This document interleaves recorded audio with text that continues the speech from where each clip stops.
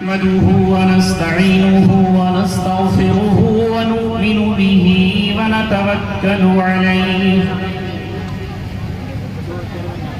ونعوذ بالله من شرور أنفسنا ومن سيئات أعمالنا من يهده الله فلا مضل له ومن يضلله فلا هادي له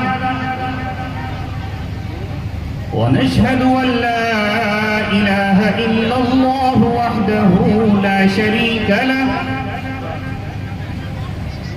ونشهد أن سيدنا وسندنا وحبيبنا وشفيعنا ونبينا ومولانا محمدا عبده ورسوله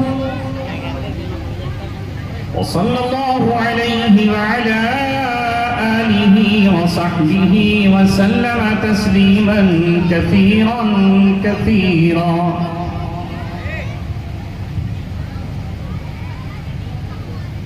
أما بعد قال الله تبارك وتعالى في كتابه الكريم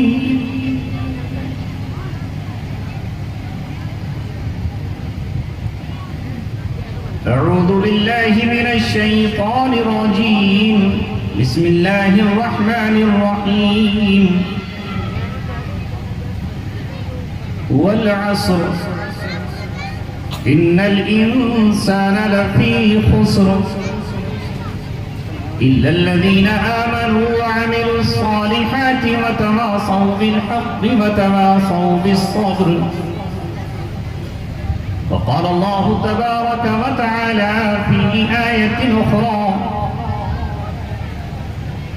الذين إن مكناهم في الأرض يقاموا الصلاة وآتوا الزكاة وأمروا بالمعروف ونهوا عن المنكر.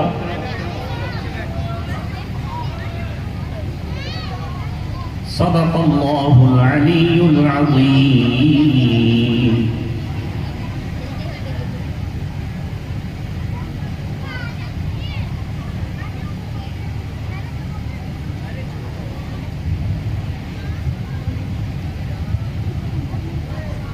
یہ دستور زباں بندی ہے کیسا تیری محفل میں، یہ دستور زباں بندی ہے کیسا تیری محفل میں، یہاں تو بات کرنے کو ترستی ہے زباں میری، اٹھائے کچھ ورق لالا نے کچھ نرگس نے کچھ پھول نے، چمن میں ہر طرف بکھری پڑی ہے داستاں میری، اڑائی طوطیوں نے قمریوں نے اندلیبوں نے، چمن والوں نے مل کر لوٹ لی طرز فغاں میری، ٹپکے شمع آنسو بن کے پروانے کی آنکھوں سے، سراپا درد ہوں سراپا درد ہوں، حسرت بھری ہے داستاں میری، میرا رونا نہیں رونا ہے یہ سارے گلستاں کا، میں وہ گل ہوں خزاں ہر گل کی ہے گویا خزاں میں.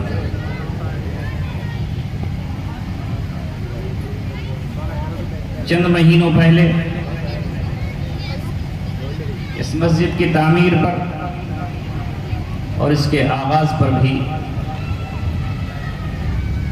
میں آپ کی دعوت پر یہاں حاضر ہوا تھا، اور اب یہ پھر دوسری مرتبہ چلچلاتی دھوپ میں پسینہ بہاتے ہوئے جسموں کے ساتھ پھر میں یہاں حاضر ہوں.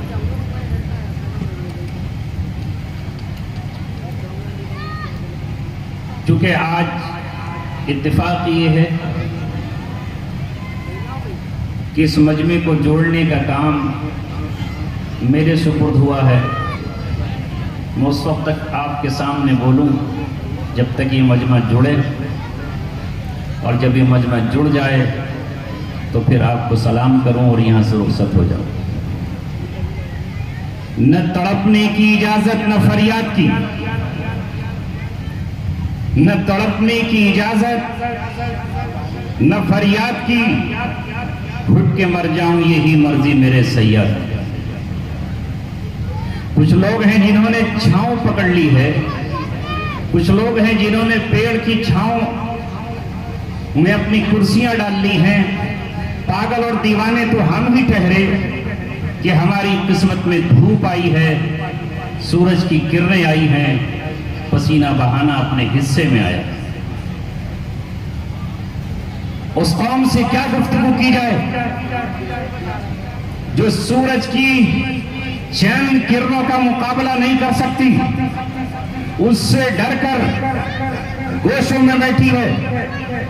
اور میں اپنا کلام ان معصوم بچوں کو، ان بے گناہ کانوں کو، ان عام لوگوں کو اس بکھرے ماحول میں کیا سناؤں؟ صفحے کج، دل پریشان، سجدے بے ذوق کہ جذبے اندروں باقی نہیں۔ کیوں؟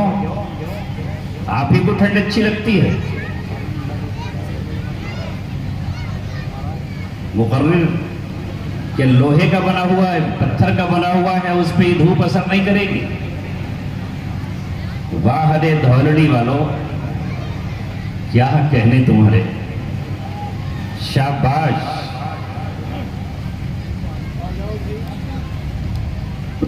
اگر آپ اس میدان کو بھرنے کی ہمت، طاقت، سکت، حوصلہ، جرت رکھتے ہو تو میں آپ سے بولوں گا، ورنہ مجھے بولنے کے لیے کوئی ضرورت نہیں ہے کہ میں بولوں، بولتے تو روزانہ ہی رہتے۔ بھائی سبھی حضرات اس کا مصداق نہ بنے کہ دھوڑنے والوں تمہاری شان نرالی ہے، پنڈال خالی ہے اور تم الگ الگ بیٹھے ہو۔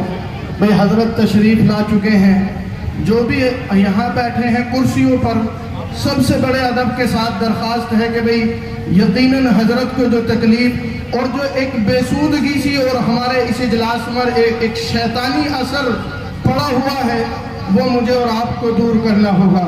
حضرت نے بیٹھتے ہی کہا کہ بھئی کیا گفتگو کی جا سکتی ہے اس قوم سے جو چند کرنیں یا چند لمحوں کے لیے دھوپ برداشت نہیں کر سکتی، اور یہ تو اللہ کا اور مدرسے والوں کا احسان ہے کہ تمہیں خالص دھوپ میں نہیں بٹھایا جا رہا۔ 2، 4، 5، 6، 10 کولر اتنے بڑے بڑے چل رہے ہیں، ٹینٹ لگا رکھا ہے۔ اس لیے بھائی سب سے بڑے ادب کے ساتھ درخواست ہے، یہ دیوانہ جو آپ کے سامنے بیٹھا ہے، یہ وہ دیوانہ ہے جو اپنی کسی مفاد کے لیے آپ سے چند لمحوں کے لیے دور نہیں رہا، بلکہ آپ ہی کو جگانے کی کوشش کی ہے اور ہمیشہ اپنی جوان کو بیدار کرنے کی کوشش کی ہے، اور اس بیداری کو کرتے کرتے ان بند کوٹھڑیوں میں جانا پڑ گیا کہ جہاں آپ تصور بھی نہیں کر سکتے، اور 2-4 دن کے لیے نہیں، بڑے ایک لمبے عرصے کے لیے وہاں رہنا پڑا، اور فقط وجہ یہ تھی کہ میں اپنی قوم کو، اپنے جوانوں کو، اپنی اس نسل کو جو دین سے دور ہے، انہیں کچھ سمجھا سکوں۔ اس لیے میرے عزیزو، اتنا بڑا پتھر دل لے کر تم سامنے مت بیٹھو کہ آپ سے میں بھی درخواست کر رہا ہوں، تمہارا بھائی، تمہارا کسی کا بیٹا، کسی کا بھتیجا، کسی کا پوتا، اور ہمارے جو آج کے مہمان خصوصی حضرت اسٹیج پر بیٹھے آپ سے درخواست کر رہے ہیں، یا یہ کہہ دو بھئی ہمیں تم سے کچھ نہیں سننا یا ہمیں آگے نہیں آنا، کہہ دو۔ اگر نہیں سننا تو کہہ دو بھئی آپ چلے جاؤ اٹھ کر، کہہ دو۔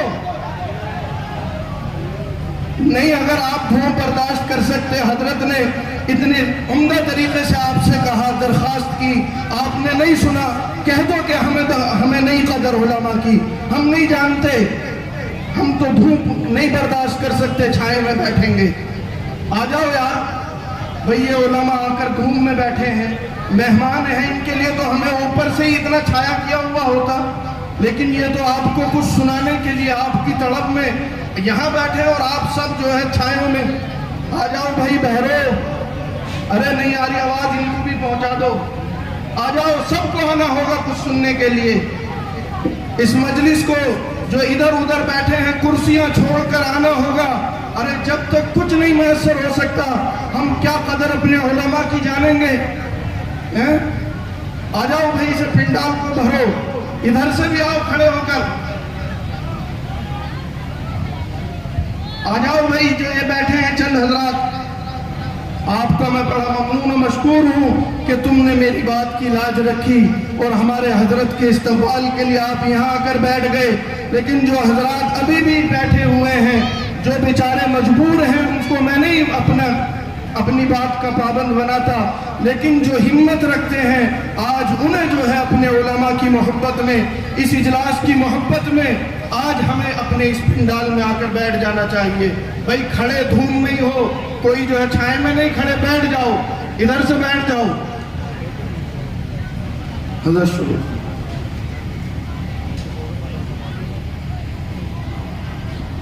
ایک ہو جاؤ تو بن سکتے ہو خورشید مبیں. خورشید کہتے ہیں سورج. ایک ہو جاؤ تو بن سکتے ہو خورشید مبیں. منتشر ہوگے تو قسطوں میں صفایا ہوگا.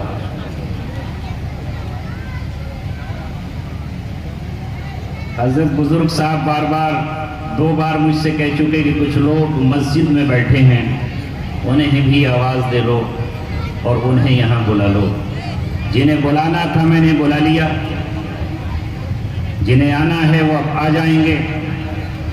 اے نوجوانوں، اے بزرگوں، تم نے آگے بڑھ کر کسی اور پر احسان نہیں کیا، خود اپنے پر احسان کیا ہے.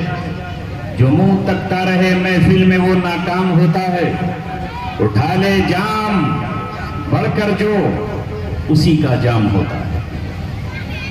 مجھے تو افسوس اس بات پر تھا کہ ابھی کوئی سیاسی ریلی ہو اور اس میں کوئی سیاسی رہنما آپ کو بلائے، وہ اکھلیش یادو بلائیں یا جینت چودھری دعوت دیں، راہل گاندھی کی ریلی ہو یا کسی اور کی، تو آپ دیکھتے ہو کہ چلچلاتی ہوئی دھوپ میں سیاسی لوگوں کا بیان سننے کے لیے مجمع جمع رہتا ہے. ہزاروں ہزار لاکھوں کا مجمع ہوتا ہے. دھوپ سر پہ ہوتی ہے اور وہ نیتا اپنے وقت پر بھی نہیں آتا اور اپنے ٹائم پر نہیں آتا، دنیا کی باتیں کرتا ہے، نہ جانے آپ کو کون سی لوریاں سناتا ہے. یہاں میری کوئی حیثیت نہیں ہے، میرا کوئی مقام نہیں ہے، مگر میرے بعد جن علماء کو آپ نے رکھا ہے یقیناً وہ مجھ سے افضل ہیں، برتر ہیں اور اعلیٰ درجے کے ہیں. میں چاہتا تھا کہ وہ آئیں تو ان کا دل زخمی نہ ہو، ان کی آنکھ میں کسی طرح کی کوئی مایوسی نہ ہو. وہ شخص جو اپنے نوجوانوں کو متحد دیکھنا چاہتا ہے، وہ شخص جو آپ کو عمل کی دنیا میں آگے دیکھنا چاہتا ہے، اگر وہ منتشر ہو تو کیسے نہ اس کے دل پہ آرا چلے اور وہ کیوں کر آپ کے سامنے تقریر کرے. اس لیے جو لوگ ٹہل رہے ہیں، کھڑے ہیں، میری ان سے گزارش ہے کہ وہ بیٹھ جائیں. اگر اس فرق پہ بیٹھنے میں آپ کی توہین ہے، اس میں آپ کی ذلت ہے، اس میں اگر آپ کی خواری ہے تو کرسیوں پر بیٹھ جائیں. لیکن یاد رکھنا، اسی مٹی میں تمہیں ملنا ہے. جس وقت موت آئے گی، کوئی مائی کا لال اس بستی کا کتنا ہی بڑا چودھری کیوں نہ ہو، اس بستی کا کتنا ہی بڑا ٹھیکیدار کیوں نہ ہو، اس مٹی کا بنا ہوا انسان اس مٹی میں جائے گا، اسی میں اس کو دفن ہونا ہے. منہا خلقناکم وفیہا نعیدکم ومنہا نخرجکم تارۃ اخری. قبر میں کوئی کرسی نہیں بچھائی جائے گی، کوئی مسیری نہیں بچھائی جائے گی، کوئی چارپائی نہیں ڈالی جائے گی، کوئی قالین نہیں ڈالی جائے گی. مٹی ہوگی اور اسی مٹی پر آپ اپنے کفن کے ساتھ لیٹیں گے. کفن بھی معمولی سا ہوگا. آج اس مٹی سے بچنے والوں اور اس پر نہ بیٹھنے والوں، اپنی توہین سمجھنے والوں، ہماری شان محلوں میں نہیں ہے، ہماری شان قالینوں پر نہیں ہے. ہمارا نبی اسی مٹی پر بیٹھتا تھا، ہمارے صحابہ اسی مٹی پر بیٹھتے تھے، اسی زمین پر سجدہ کرتے تھے، اسی چٹائی پر وہ زمین پر بیٹھتے اور اللہ اکبر کہا کرتے تھے، وہ جو قالینوں پر بیٹھتے تھے، جو مسہریوں پر بیٹھتے تھے، جو ریشم و حریر اور دیباج کی چادروں پر بیٹھتے تھے، ان کے کنگن، ان کے تاج اور ان کی چوڑیاں اللہ تبارک و تعالیٰ نے اس مٹی پر بیٹھنے والوں کی ٹھوکروں میں ڈال دی۔ ہم خاک نشینوں کو نہ مسند پہ بٹھاؤ، یہ عشق کی توہین ہے، اعزاز نہیں ہے۔ آؤ سنو، کہنا کچھ اور چاہتا ہوں مگر اللہ تبارک و تعالیٰ کچھ اور کہلانا چاہتا ہے۔ آج کی یہ قوم جو سونے اور چاندی کے کنگن اپنے ہاتھوں میں پہن کر یہ سمجھتی ہے کہ وہ اسے دکھا کر کے عزت حاصل کر لے گی، اس کی سوچ غلط ہے، اس کا پیمانہ غلط ہے۔ ہاں وہ لوگ جنہیں آج سے 1450 برس پہلے یہی قرآن ملا جو آپ کے گھروں میں طاقوں میں سجا کر جزدان میں لپیٹ کے رکھ دیا گیا، یہی قرآن جس کی تلاوت ابھی قاری قرآن نے کی، یہ قرآن ان کو ملا۔ وہ کیسی قوم تھی؟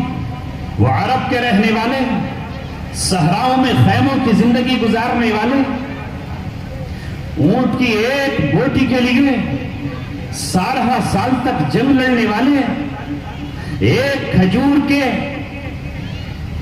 تنے اور 1 کلو کھجور کے لیے خون کی ندیاں بہا دینے والے۔ جب ان کے پاس یہ قرآن آیا تو قرآن نے ان سے کہا کہ ہم تمہیں عزت کا تاج پہنا کر رہیں گے، ہم تمہیں عزت دنیا میں دلا کر رہیں گے۔ اور قرآن کریم نے ان سے آ کر کہا، ایک بار ان گھٹا ٹوپ اندھیروں میں اعلان کر دو کہ تم اس قرآن کو اللہ کی کتاب مانتے ہو، میں آیا ہوں اللہ کا کلام بن کر، تم سے کہتا ہوں وَلِلَّهِ الْعِزَّةُ وَلِرَسُولِهِ وَلِلْمُؤْمِنِينَ، عزت اللہ کے لیے ہے، اس کے رسول کے لیے ہے اور مومنین کے لیے ہے۔ انہوں نے کہا، اے قرآن، ہم آگے بڑھ کر تجھے کہتے ہیں کہ تجھے سینے سے لگائیں گے، تیری تلاوت کو زبان کے نغموں سے سجائیں گے، اور تجھے ہم اپنی روح میں، اپنے خون میں اور جسم کی بوٹی بوٹی میں بسائیں گے، تو جو کہے گا وہ ہم کریں گے، اور جس چیز سے تو ہمیں روکے گا اس سے رک جائے۔ مجھے بتاؤ، اس قرآن پر ایمان لانے والوں بتاؤ، کیا انہیں عزت ملی کہ نہیں؟ جواب تو زور سے، گھبراؤ مت، ڈرو مت، بولو اگر اللہ نے زبان دی ہے، بول کے لب آزاد ہیں تیرے۔ یہ لب آزاد ہیں، کیا انہیں عزت ملی یا نہیں ملی؟ وہ وقت آیا کہ جب وہ دریائے دجلہ کے کنارے پر پہنچے، دریائے دجلہ پر بنا ہوا لکڑی کا پل پار ہونے کا ذریعہ تھا۔ دنیا کی ایک اس وقت کی سپر پاور طاقت، ہاں دنیا کی سپر پاور طاقت جس نے اس وقت دنیا پر اپنا سکہ جما رکھا تھا، وہ پرشین ایمپائر تھا، وہ ایران کی طاقت تھی، وہ پارسیوں کی قوت تھی، جس کے سامنے روم کے عیسائی بھی تھر تھر کانپتے اور اپنے علاقے گوا دیا کرتے تھے۔ وہ قوت اور طاقت آج ان سے، قرآن پڑھنے والے محمد کے غلاموں سے کانپ اٹھی، تھرا گئی، اور انہوں نے اپنے پل کاٹ دیے اور بہا دیے۔ اس لیے کہ اگر یہ پل رہے تو یہ لوگ پل پار کر کے کسرا کے شہر مدائن میں داخل نہ ہو جائیں، اور کہیں یہ ہمیں مغلوب نہ کر دیں۔ دریاؤں کی روانی ہے، اس کی موجوں میں طغیانی ہے، بل کھاتی ہوئی ندیاں، طوفان مارتا ہوا دریا۔ جب سعد بن وقاص رضی اللہ تعالیٰ عنہ کا قافلہ اس دریا کے کنارے آتا ہے، پل غائب ہیں، موجیں सांप की तरह बल खा रही हैं और दरिया में पानी उमड़ रहा है। ईरानी खुश है कि हमने पुल काट कर रोक दिया कुरान पढ़ने वाली कौम को, उनके कदम हम तक नहीं आएंगे। वो बंसियां बजा रहे हैं, वो खुश हैं कि इसी मौके पर साद बिन वक्कास रज़ियल्लाहु ताला ने दरियाए दिजला पर एक नजर डाली और अपनी फिरासत वाली नजर डाली। हाँ, वो नजर जिसके बारे में मोहम्मद अरबी सल्लल्लाहु अलैहि वसल्लम ने फरमाया है, इत्तक़ू फिरासतल मुमिन, मोमिन की नजरे फिरासत से डरो, बचो। फ़इन्नहु यंज़ुरु बिन्नूरिल्लाह, वो अल्लाह के नूर से देखता है, उसे नूर से नजर आ जाता है कि ये क्या है। लिहाजा दिल की जबान ने दरिया की मौजों की जबान से गुफ्तगू शुरू की और मौजों ने कहा, ऐ साद बिन वक्कास,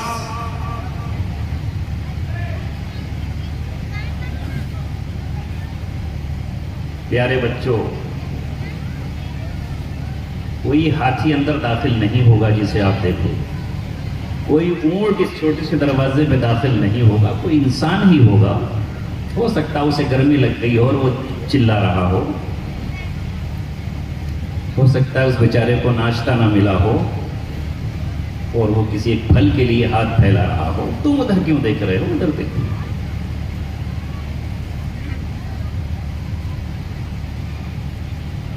कि थोड़ी सी गुफ्तगू सुन लो, बहुत कम वक्त है, इसी बातों में गुजर गया तो फिर इंतजार करो।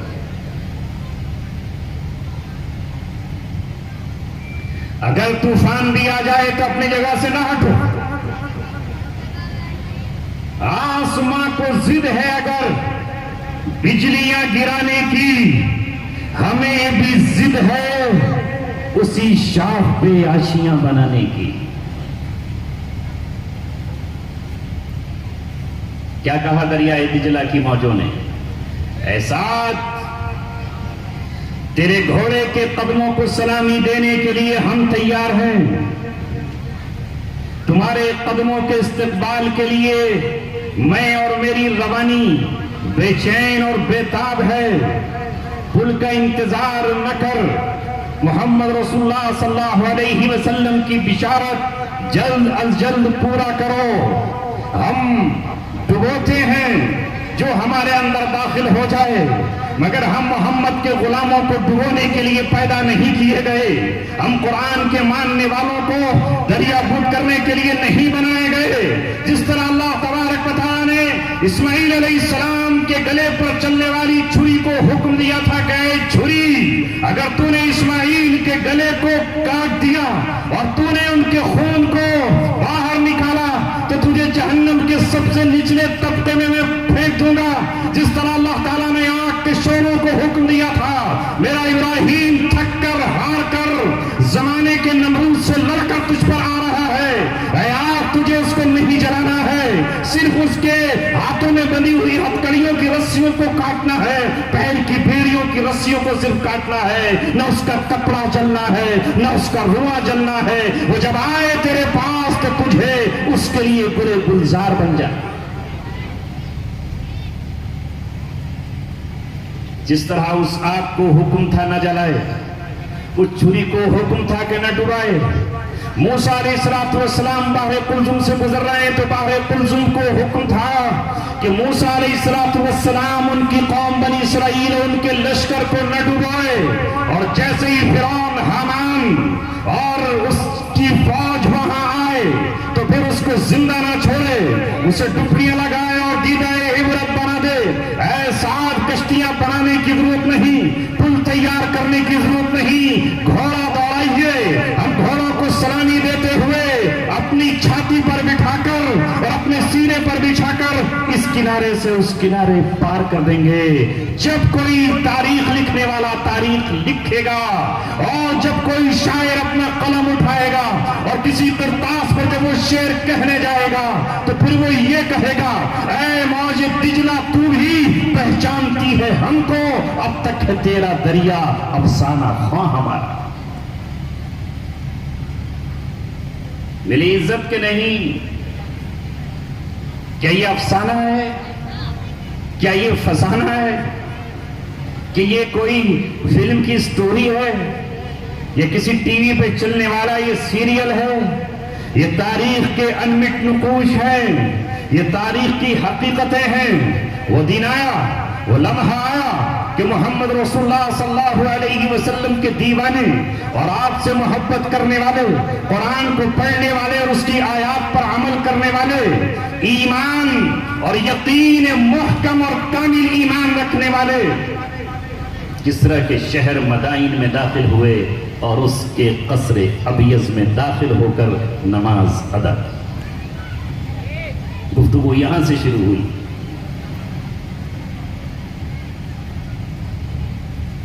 جب فتح کر لیا مدائن، رومن امپائر ہمیشہ کے لیے ختم ہو گیا، اس لیے کہ میرے نبی محمد صلی اللہ علیہ وسلم نے جو کچھ کہا ہے وہی ہو کر رہے گا،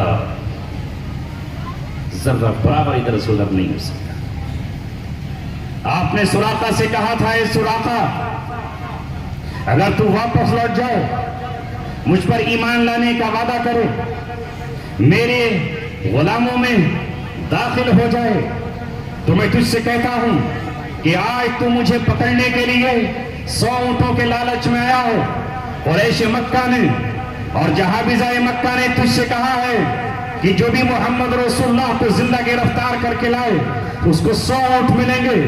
تو 100 اونٹوں کے لالچ میں آیا ہے، تو مجھے گرفتار تو نہیں کر سکتا، تو مجھے نہیں چھو سکتا، تو مجھے ہتھکڑیاں نہیں لگا سکتا، تو مجھے پابا بجانا نہیں کر سکتا۔ میں اللہ تبارک و تعالیٰ کا رسول ہوں اور اللہ تعالیٰ نے اپنے رسولوں کی حفاظت کا وعدہ کیا ہے، اور مجھ سے اللہ تبارک و تعالیٰ نے میری حفاظت کا وعدہ کیا ہے۔ واللہ یعصمک من الناس، اللہ تبارک و تعالیٰ تیری حفاظت کرے گا۔ کیا تو جانتا نہیں ہے کہ غار ثور میں مجھے ابو جہل اور اس کا لشکر نہیں ڈھونڈ پایا؟ مکڑی نے جالا تانا، کبوتر نے انڈے رکھے، انہیں واپس کر دیا گیا۔ لیکن اے سراقہ سن، اگر تو میری غلامی کا اقرار کر لیتا ہے اور مجھے رسول پاک کی حیثیت دے دیتا ہے تو میں تجھ سے وعدہ کرتا ہوں کہ کسرا جس کی طرف آج کوئی میری آنکھ سے دیکھ نہیں سکتا اور جس کو کوئی شخص کا تصور نہیں کر سکتا ہے، میرے دیوانے اور مستانے اس کے محل میں پہنچ کر اس کے کنگن بھی حاصل کر لیں گے اور اس کا تخت حاصل کر لیں گے، اس کا تاج بھی ڈھونڈ نکالیں گے، اور جا میں یہ وصیت کر کے جاؤں گا کہ وہ کنگن تیرے ہوں گے اور تیرے ہاتھوں میں پہنائے جائیں۔ نعرہ تکبیر! نعرہ تکبیر! مفتی عبدالسمیع صاحب، مفتی عبدالسمیع صاحب، علماء دیوبند، علماء دیوبند۔ وہ وقت آیا کہ اب کنگن ڈھونڈے جانے لگے۔ کسرا کے تخت پر جو قالین تھی وہ ایسی نہیں تھی جیسے آپ بیٹھے ہو اس قالین پر۔ جانتے ہو کیا تھا اس میں؟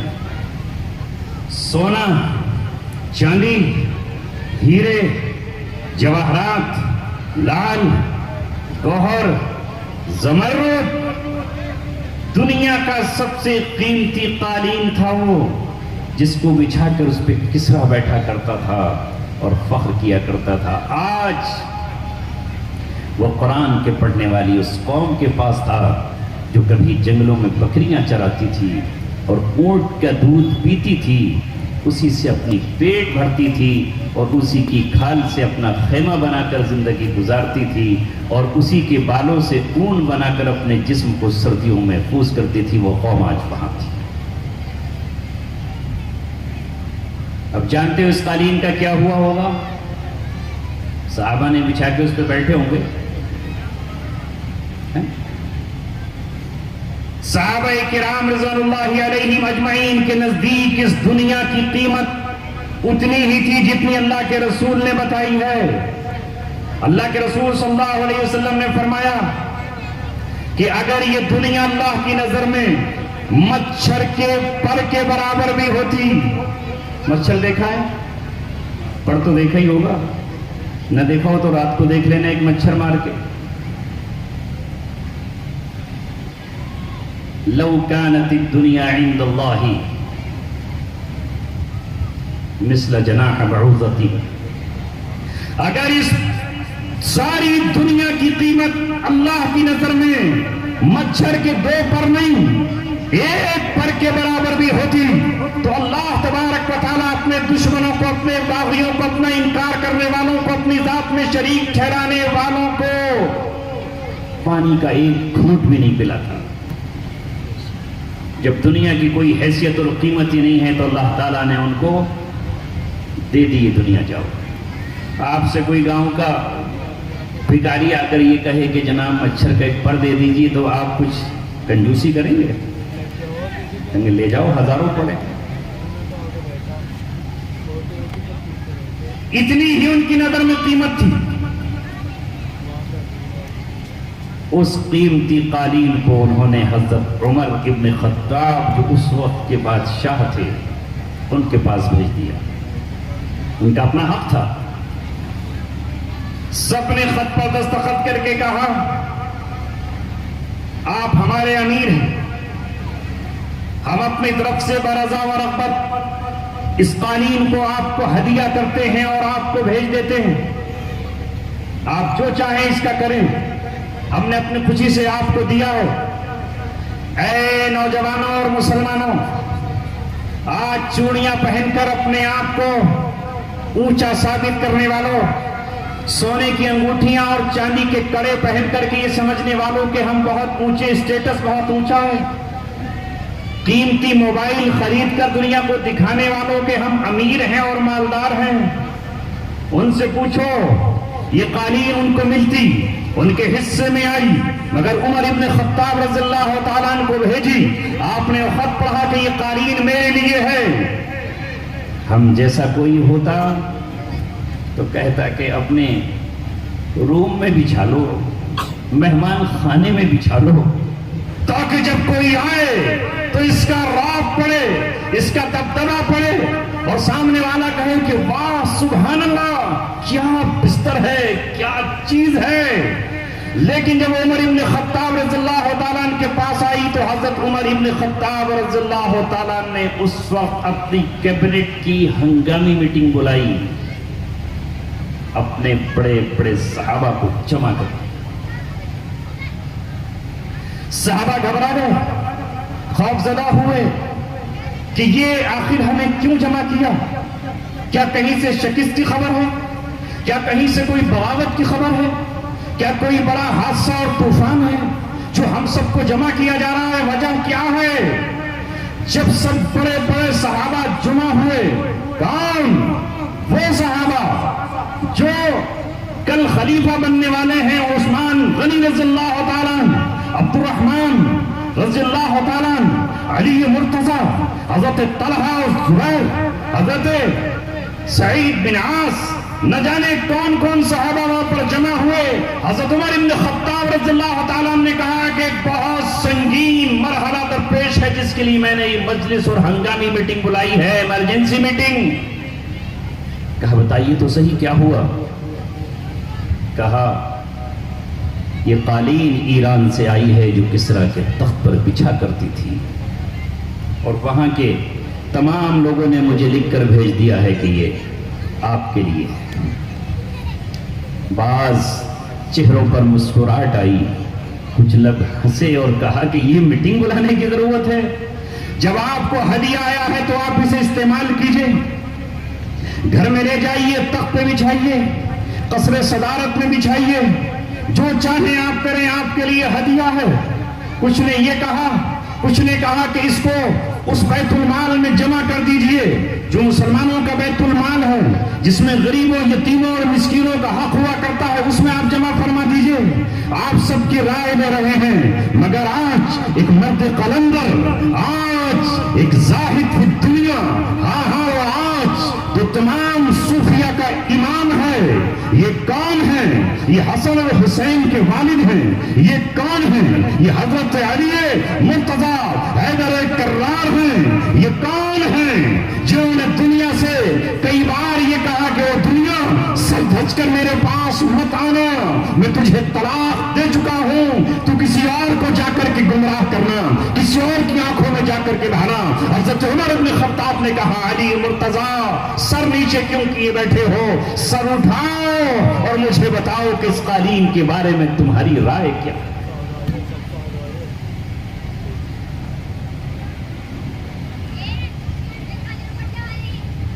تھوڑی دیر کے لیے سا گلا گھونٹ لو موبائل کا کہ بہانے میں بھی ساتھ نہیں چھوڑتا.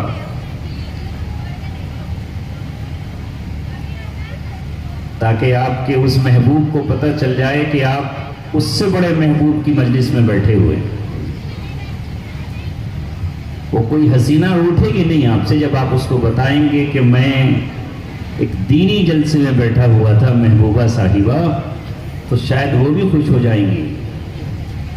اتنی فکر مت کریے ان کے روٹھنے کی، وہ روٹ کر جائیں گی کہاں؟ اگر آپ کی ہیں تو 7 سمندر پار سے آپ کے پاس آ جائیں گی، آپ کی نہیں ہے تو پڑوس کی دیوار سے کود کے بھاگ جائیں گی. کیا نوجوانوں کو ایسا شوق ہے کہ بس نہ مسجد دیکھیں، نہ قرآن کی تلاوت دیکھیں، نہ کھانے کا وقت دیکھیں، نہ پخانے کا وقت دیکھیں. وہیں سے ہاں بھائی بتائیے خیریت تو ہے؟ کہاں ہے؟ کچھ نہیں. تھوڑی دیر کے لیے بند کر لو موبائل. اور اتنی ضروری اگر کوئی کام ہے، کسی کا دم ہی نکل جائے گا آپ کی سے گفتگو کیے بغیر، تو آپ آسانی سے، جیسے نماز میں کسی کا وضو ٹوٹ جاتا ہے تو ناک پہ ہاتھ رکھ کے باہر نکل سکتا ہے، لوگ سمجھیں کہ بھئی نکسیر پھوٹ گئی اس کی اور جا کے وضو کرنے کے لیے گیا ہے. تو اگر آپ اس طرح نکلیں گے تو ہم بھی سمجھیں گے کہ آپ کے ساتھ کوئی حادثہ ہو گیا ہوگا اور آپ چلے گئے.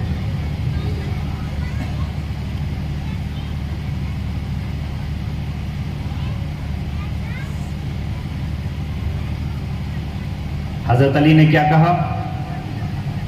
کیا کہا حضرت علی رضی اللہ تعالیٰ؟ حضرت علی رضی اللہ تعالیٰ نے کہا، اے عمر ابن خطاب، اے ہمارے امیر، اے اس امت کے رہنما، اے قیامت تک آنے والی نسل انسانی کے لیے رول ماڈل، میری اگر رائے آپ مانتے ہیں تو اس قالین کے ٹکڑے کر ڈالیے، اس قالین کے تار اکھیڑ دیجئے، اس کا سونا نوچ لیجئے، اس کے ہیرے جواہرات کو اس میں سے علیحدہ کر دیجئے، اور اس قالین کو بھی اپنے لیے آپ بستر کی زینت نہ بنائیے، قصر صدارت پہ اس کو نہ سجائیے، اسے آپ بیت المال میں جمع کر دیجئے. جو حق دوسری چیزوں میں اہل ایمان کا ہے اس میں بھی حق ہو جائے.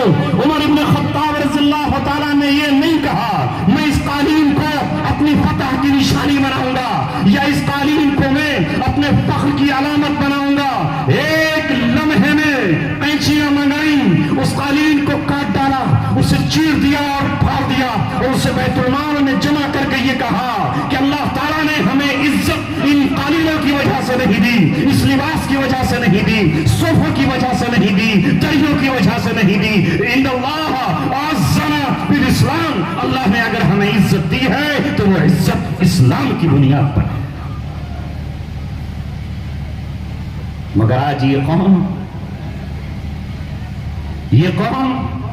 عزت تلاش کر رہی ہے چیزوں میں، اور یہی وجہ ہے کہ اللہ تبارک و تعالیٰ نے اب ان سے عزت کو تھوڑا پیچھے ہٹا دیا ہے. کون سا دوراہا ہے جہاں وہ ذلیل و خوار نہیں؟ کون سا مقام ہے جہاں وہ رسوا نہیں ہے؟ کیوں ہے وہ رسوا؟ کیا قرآن بدل گیا؟ کیا خانہ کعبہ تبدیل ہو گیا؟ کیا بیت المقدس کہیں سے اور چلا گیا؟ کیا جبریل اپنے مقام پر نہیں ہے؟ کیا میکائیل اپنے مقام پر نہیں ہے؟ کیا روح الامین جبریل صلی والسلام موجود نہیں ہے؟ کیا وجہ ہے؟ ہوا کیا ہے مسلمانوں؟ ہوا یہ ہے کہ قرآن نے یہ کہا تھا وَلِلَّهِ الْعِزَّةُ وَلِرَسُولِهِ وَلِلْمُؤْمِنِينَ، عزت اللہ کے لیے ہے، اس کے رسول کے لیے ہے اور مومنین کے لیے ہے. اللہ کے رسول کی عزت کل بھی تھی اور آج بھی ہے، اور اس اللہ کی عزت کل بھی تھی اور آج بھی ہے. لیکن چونکہ ہم کامل ترین مومن نہیں ہیں، ہمارے ایمان میں شک و شبہ ہے، ہمارا ایمان متزلزل ہے، ہمیں اللہ کے وعدوں پر یقین نہیں ہے، اللہ کے دعووں پر یقین نہیں ہے، اس کی قرآن کی آیات پر یقین نہیں ہے. حضرت ابراہیم علیہ السلام کو یقین تھا کہ یہ آگ مجھے نہیں جلائے گی، یہ اللہ تبارک و تعالیٰ کے حکم کی پابند ہے، نمرود کے حکم کی پابند پابند نہیں ہے. نمرود نے اسے میرے جلانے کے لیے دہکایا ہے, اسے بھڑکایا ہے, پوری قوم نے لا کر کے لکڑیاں مجھے جلانے کے لیے ڈالی ہے, مگر میرا رب اگر نہیں چاہے گا تو یہ آگ مجھے جلا نہیں سکتی ہے, یہ میرا کچھ بال بھی نہیں کر سکتی ہے, چونکہ انہیں اللہ کے وعدوں پر یقین تھا. یہی علامہ اقبال نے کہا, یقین محکم عمل پہ ہم محبت پاتے ہیں عالم, جہاد زندگانی میں یہ ہے مردوں کی شمشیر.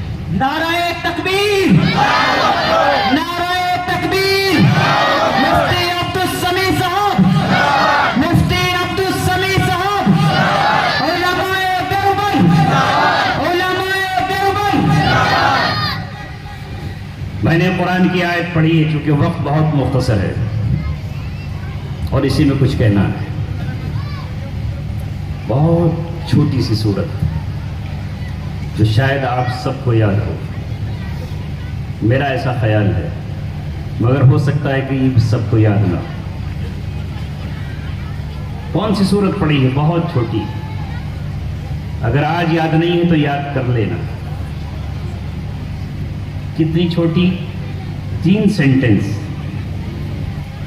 مگر آج افسوس یہ ہے کہ میرے نوجوانوں کو نہ جانے کون کون سے گانے یاد ہوں گے. کتنے گانے محمد رفیع کے یاد ہوں گے, کتنے لتا کے یاد ہوں گے, کتنے آشا کے یاد ہوں گے, کتنے کشور کمار کے یاد ہوں گے, کتنے شبیر کمار کے یاد ہوں گے, اور آج کے دور میں نہ جانے کیسے کیسے بھنڈیلوں اور نچکئیوں کے یاد ہوں گے. مگر افسوس یہ ہے کہ یہ قوم جو اس قرآن سے محبت کا جھوٹا دعویٰ کرتی ہے اسے شاید یہ صورت یاد نہ ہو. والعصر ان الانسان لفی خسر الا الذین آمنوا وعملوا الصالحات وتواصوا بالحق وتواصوا بالصبر. بڑی عظیم آیت ہے قرآن کی. صحابہ جب آپس میں ایک دوسرے کو ملتے تھے تو اسی صورت کو ایک دوسرے کو پڑھ کر سناتے تھے, اور جب رخصت ہوتے تھے تو اسی صورت کو پڑھتے تھے. اسی بنیاد پر میں نے آج اپنے آنے کے وقت بھی اس صورت کو پڑھا ہے اور جاتے جاتے بھی اس صورت کو پڑھ کر آپ سے رخصت ہو رہا ہوں. یہی وہ صورت ہے جس کے بارے میں امام شافعی رحمۃ اللہ علیہ نے فرمایا کہ اگر قرآن کریم کی کوئی اور صورت نہ اترتی, 114 صورتیں اور ہیں, قرآن کی کوئی اور آیت نہ اترتی, ان آیتوں کے علاوہ 6666 آیتیں قرآن میں ہیں, تو قیامت میں اللہ تبارک و تعالیٰ اس صورت کو نازل فرما کر ہی پوچھ سکتا تھا آپ سے کہ بتاؤ تم نے کیا کیا اور کیا نہیں کیا. اب آپ کہیں گے کہ زبان ماں ہندی یا اردو اور یہ عربی زبان ہے, اس کا ترجمہ بھی کر دیجیے. کر دیتا ہوں. قسم ہے گردش زمانہ کی, اللہ قسم کھا رہا ہے, قسم ہے گردش زمانہ کی. زمانے 3 ہیں. ایک وہ جو گزر گیا ہے نا, اسکول والے بچے اچھی طرح جانتے ہیں, پاسٹ پریزنٹ فیوچر. وہ ہمارے مولوی حضرات جانتے ہیں ماضی مستقبل حال. 3 زمانے ہیں, اللہ نے ان زمانوں کی قسم کھائی. قسم ہے زمانے کی, زمانے سے تیز رفتار کوئی نہیں ہے, اور قسم کا معنی ہوتے ہیں کہ شاہد ہے, گواہی ہے زمانے کی. والعصر ان الانسان لفی خسر, انسانیت کے تمام گروہ, وہ عربی ہوں یا عجمی, وہ گورے ہوں یا کالے, وہ کل کے ہوں یا آج کے, یا آنے والے قیامت کے قریب کے سب نقصان میں ہیں, سب کے سب گھاٹے میں ہیں, سب کے سب ٹوٹے میں ہیں, سب کے سب خسارے میں ہیں, سب کے سب خسارے میں پڑے ہوئے ہیں. کن کے سوائے؟ جن کے اندر 4 چیزیں پائی جائیں, جو 4 کام انجام دے رہے ہوں. بس 4 تو کر لیں گے, چھوٹے سے ہیں. اللہ نے بہت آسان کیا. ہم میں سے کون نہیں چاہتا کہ وہ خسارے سے بچ جائے؟ آپ کے یہاں باغات ہیں اور باغوں کی کھیتیاں ہیں آموں کے. اس سال کے سارے باغ والے رو نہیں رہے کہ بڑا نقصان ہو گیا, آم بارش سے کالا ہو گیا اور منڈی میں جا کر کے سستا ہو گیا. رو رہے ہیں نا؟ نقصان سے ہر ایک بچنا چاہتا ہے، وہ نقصان نہیں چاہتا۔ ٹول ٹیکس پر اگر گاڑی پہنچتی ہے تو سوچتا ہے کسی صورت سے کوئی کارڈ دکھا کر ایم ایل اے صاحب کا یا کسان یونین کا اس سے بچ کے نکل جاؤں، 150 روپیہ بچ جائے، یہ نقصان نہ ہو، ہے نا؟ پہلے تو نکل جاتے تھے مگر اب فاسٹ ٹیگ نے وہ راستہ ہی بند کر دیا۔ تو تمام انسان سننے، اللہ یہ نہیں کہہ رہا کہ اس میں کون، سارے انسان ٹوٹے اور گھاٹے اور خسارے میں ہیں، سوائے ان لوگوں کے جنہوں نے 4 کام کر لیے۔ پہلا الا الذین آمنوا، جو ایمان لے آئے، جو ایمان لے آئے۔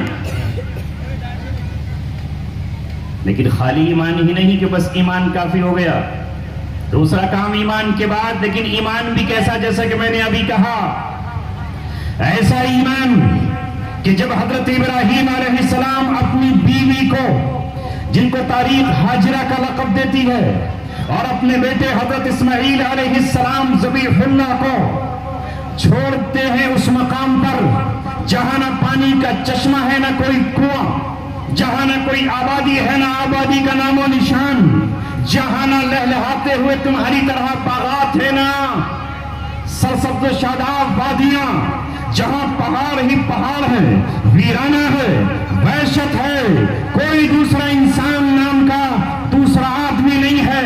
وہاں ابراہیم اپنے اس بیٹے کو جو ابھی اپنی ماں کے دودھ پر منحصر ہے اس کی زندگی، اسے چھوڑ کر جب چلتے ہیں تو حضرت ہاجرہ روتی ہوئی آنکھ اور ڈبڈباتی ہوئی پلکوں سے پوچھتی ہیں، اے ابراہیم کب تک اس ویرانے میں ہمیں رہنا ہوگا؟ ہمارے لیے کون ہے ہمارا مونس؟ یہ مشق کا پانی ختم ہو جائے گا تو کہاں سے لاؤں گی؟ یہ کھجوریں ختم ہو جائیں گی تو پھر وہ ہمیں کہاں سے نصر ہوں گی؟ تم ہمیں چھوڑ کر چلے ہو، کب واپس آؤ گے؟ ہم تم سے کب بات کر سکیں گے؟ ابراہیم علیہ السلام بتاؤ تو صحیح، یہ ہمارے کسی جرم کی سزا ہے تو ہمیں پتہ چل جائے، ہم اس کی معافی مانگ لیں۔ اگر ہمارا کوئی قصور ہے تو اس قصور کے لیے ہم آپ کے قدموں میں گر کر آپ سے اپنے قصور کے لیے چھما مانگ لیں۔ اے ابراہیم بتاؤ تو صحیح۔ ابراہیم خاموش ہے، دل گھٹا ہوا ہے، لب سلے ہوئے ہیں، آنکھوں میں آنسو کی موتیوں کی طرح بوندے ہیں، کچھ کہہ نہیں پا رہے ہیں کہ حضرت ہاجرہ نے کہا، اے ابراہیم کیا پروردگار کا یہی حکم ہے کہ رب العالمین کا ہمارے لیے یہی فرمان ہے؟ نعرہ تکبیر، نعرہ تکبیر، مفتی عبدالسمیع صاحب، مفتی عبدالسمیع صاحب، علماء دیوبند، علماء دیوبند۔ سر ہلایا اور کہا نعم، ہاں۔ اس کے بعد جو حضرت ہاجرہ نے جملہ اپنی زبان سے نکالا ہے وہ سنو،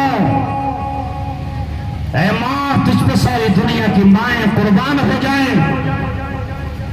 اے کاش اس وقت ہماری مائیں وہ یقین کی کیفیت حاصل کرے حضرت ہاجرہ سے۔ اس وقت حضرت ہاجرہ نے یہ کہا، اذن لا یزیعنا، ابراہیم جاؤ، تمہاری کوئی پرواہ نہیں ہے، مجھے یقین ہے کہ ہمارا رب نہ مجھے ضائع کرے گا، نہ میرے اس لال کو ضائع کرے گا، نہ اسماعیل فنا ہوگا، نہ میں بھوک اور پیاس کی شدت سے ختم ہو جاؤں گی۔ بالآخر یقین تو یہ تھا کہ چشمہ اللہ تبارک و تعالیٰ یہیں سے ابال سکتا ہے، مگر سنت کو زندہ کرتے ہوئے کبھی صفا پہ پانی کو ڈھونڈتی ہے، کبھی مروا پہ پانی کو ڈھونڈتی ہے۔ یقین کہتا ہے کہ کوئی نہ کوئی مدد آئے گی، اور مدد آئی، اور اللہ تبارک و تعالیٰ نے حضرت جبریل کو بھیجا اور کہا کہ جبریل جا اپنا پر اس پتھریلی زمین میں گاڑ دے، یہ تیرا پر ایک پرنے کا کام کرے، اور اس پر کو اتنی دور تک لے جا کہ یہ جنت کی نہر، نہر کوثر سے جا ملے۔